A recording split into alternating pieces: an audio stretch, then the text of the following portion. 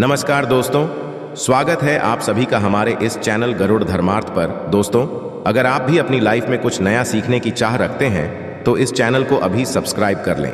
दोस्तों, जैसा कि आपको पता है, छठ का त्योहार काफी नजदीक है। दोस्तों, छठ पूजा एक ऐसा महापर्व जिसे बिहार के लोग बहुत ही धूमधाम से मनाते हैं। मित्रों, आज के इस वीडियो में आपको बताया जाएगा कि छठ पूजा आपको किस विधि विधान से करना है, किस प्रकार से आधार देना है और उससे जुड़ी पौराणिक कथा के बारे में। तो बने रहे हमारी वीडियो के साथ और छठी मैया आपके ऊपर ऐसी कृपा बरसाए कि आप हमेशा प्रसन्न रहे, आपकी संतान हमेशा प्रसन्न रहे। मित्रों, वीडियो में आगे बढ़ने से पहले अभी तक अपने गरुड़ धर्मार्थ चैनल को सब्सक्राइब नहीं किया है तो प्लीज आप चैनल को सब्सक्राइब कर लें और इस वीडियो को करके इस वीडियो में एक प्यारा सा कमेंट छठी मैया के नाम का जरूर कर दें। मित्रों, छठ पर्व या छठ पूजा कार्तिक शुक्ल सृष्टि को मनाया जाता है और इसे सूर्य सृष्टि के नाम से भी जाना जाता है। ये पर्व दीपावली के 6 दिन पश्चात मनाया जाता है और यह पर्व मुख्य रूप से उत्तर भारत के राज्य बिहार, झारखंड और पूर्वी उत्तर प्रदेश में बड़े ही धूमधाम से मनाया जाता है। और छठ पूजा में सूर्य देव छठी मैया की पूजा और उन्हें अधर्म देने का विधान है।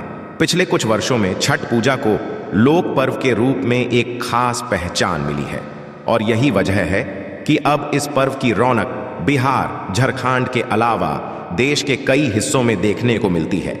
आओ छठ पर्व पर सूर्य देव और छठी मैया की पूजा का विधान जानते हैं। मित्रों, छठ पूजा में सूर्य देव की पूजा की जाती है और उन्हें अधर्म दिया जाता है। सूर्य प्रत्यक्ष में दिखाई देने वाले देवता है जो पृथ्वी पर सभी प्राणियों के जीवन का आधार है। सूर्य देव के साथ साथ छठ पर्व पर छठी मैया की पूजा का भी विधान है और पौराणिक मान्यताओं के अनुसार छठी मैया या सृष्टि माता संतानों की रक्षा करती है और उन्हें दीर्घ आयु प्रदान करती है।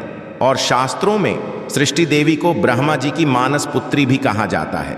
पुराणों में इन्हें मां कात्यायनी भी कहा जाता है। पूजा नवरात्रि में सृष्टि तिथि पर होती है। सृष्टि देवी को ही बिहार, झारखंड में स्थानीय भाषा में छठ मैया कहा गया है।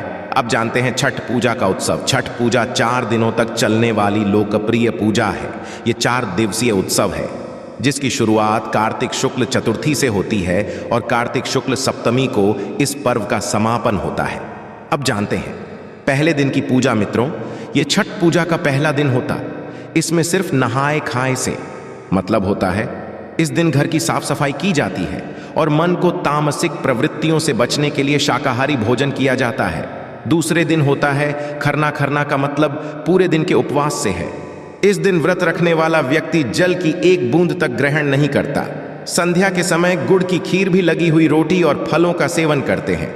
साथ ही घर के बाकी सदस्यों को इस प्रसाद के रूप में जाता है। आप जानते हैं तीसरा दिन यानी संध्या अधर्म।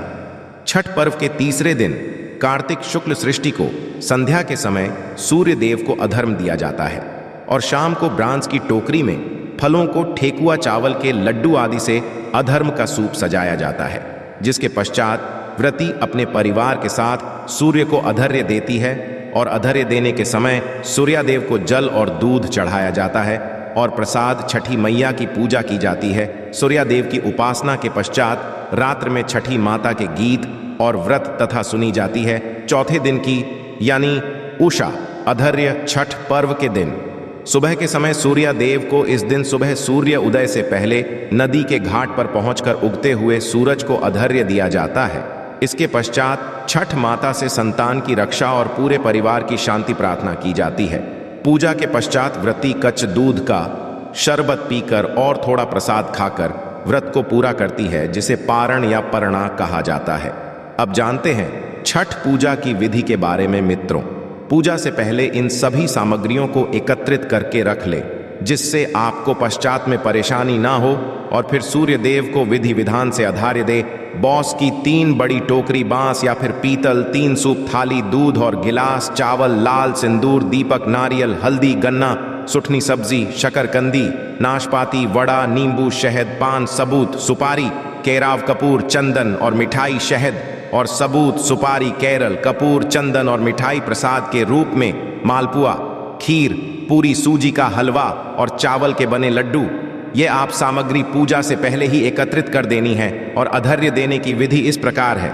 मित्रों, बॉस की टोकरी में यह सारी सामग्री रख दें और सूर्य को अधर्य देते समय सारा प्रसाद सूप में रखें और सोप में ही दीपक जलाए। फिर नदी में उतरकर सूर्य देव को आधार्य दे। अब जानते हैं इससे जुड़ी पौराणिक कथा के बारे में। मित्रों, छठ पर्व पर छठी माता की पूजा की जाती है। कथा के अनुसार प्रथम मनु स्वयं अंबु के पुत्र राजा प्रियव्रत को कोई संतान नहीं थी। इस वजह से वह दुखी रहते थे। महर्षि कश्यप ने राजा जी के पुत्र प्राप्ति के लिए यज्ञ करने को कहा। महर्षि की आज्ञा के अनुसार राजा ने यज्ञ करवाया। इसके पश्चात महारानी मलिनी ने एक पुत्र को जन्म दिया, किंतु दुर्भाग्य से वह शिशु मृत्यु पैदा हुआ। इस बात से राजा और अन्य परिजन बेहद दुखी हुए। तभी आकाश से एक विमान उतरा जिसमें माता सृष्टि विराजमान थी। जब राजा ने उनसे प्रार्थना की तब उन्होंने अपना परिचय देते हुए कहा कि मैं ब्रह्मा की मानस पुत्री सृष्टि देवी हूँ। मैं विश्व के सभी बालकों की रक्षा करती हूँ और निसंतानों को संतान प्राप्ति का वरदान देती हूँ। इसके पश्चात ने मृत शिशु को आशीष देते हुए हाथ लगाया, जिससे वह जीवित हो गया। सृष्टि देवी की इस कृपा से राजा बहुत प्रसन्न हुए और उन्होंने देवी की आराधना की। ऐसी मान्यता है, तभी से छठ पूजा का प्रसार हो गया। मित्रों, छठ पूजा का सांस्कृतिक और धार्मिक महत्व भी है। यही एकमात्र ऐसा त्योहार है जिसमें सूर्य देव का पूजन कर उन्हें अधर्म दिया जाता है। हिंदू धर्म में सूर्य की उपासना का विशेष महत्व है। वही एक ऐसे देवता है जिन्हें प्रत्यक्ष रूप से देखा जा सकता है और वेदों में सूर्य देवता जगत की आत्मा कहा जाता है। सूर्य के प्रकाश में कई रोगों को नष्ट करने की क्षमता है। सूर्य के प्रभाव से व्यक्ति आरोग्य, तेज आत्मविश्वास की प्राप्ति करता है।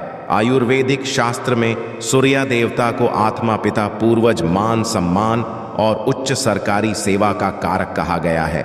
और छठ पूजा पर सूर्य देव और छठी माता के पूजन से संतान की प्राप्ति होती है। और सांस्कृतिक रूप से छठ पर्व की सबसे विशेषता है इस पर्व की सादगी, पवित्रता और प्रकृति के प्रति प्रेम।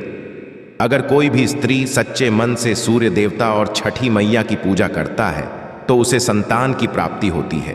किंतु उसकी छठी मैया के प्रति जो आराधना है, जो लगाव है, वह सच्चा होना चाहिए। तभी आप संतान की प्राप्ति कर पाएंगे। तो ये थी आज की खास जानकारी। आशा है कि आज की इस प्रस्तुति में बताई गई जानकारी आपको अच्छे से समझ आ गई होगी। वीडियो अच्छा लगा हो तो एक लाइक अवश्य कर दें। धन्यवाद वीडियो के अंत तक बने रहने के लिए।